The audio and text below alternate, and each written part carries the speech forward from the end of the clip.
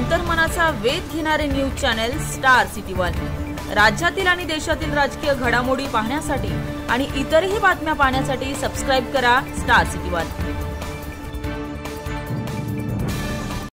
आज सकाळी देवेंद्र फडणवीस मुख्यमंत्री महाराष्ट्र यांची भेट झाली। परभणीच्या संदर्भातली चर्चा झाली।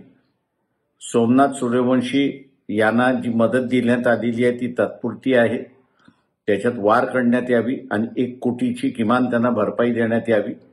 त्यांच्या कुटुंबातल्या एका माणसाला शासनामध्ये नोकरीमध्ये घ्यावं। त्याच्याच बरोबर लाठीचार्ज हा एसपी किंवा आयजीच्या अधिकाराखाली झालेला नाही, तर खालच्या अधिकाऱ्यांनी स्वतःहूनच त्या ठिकाणी केलेला आहे।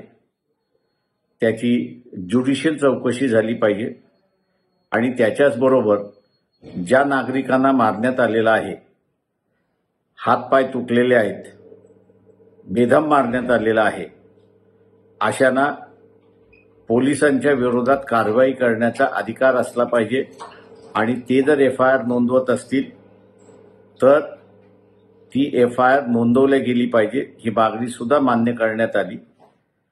वस्त्यांमध्ये जाऊन ज्यांची घरं मोडण्यात आलेली आहेत, दरवाजे मोडण्यात आलेले आहेत, अशांना असताना शासनाने कॉम्पन्सेशन द्यावं, तर ते कॉम्पन्सेशन सुद्धा त्यांनी त्या ठिकाणी मान्य केले अशी असणारी परिस्थिती।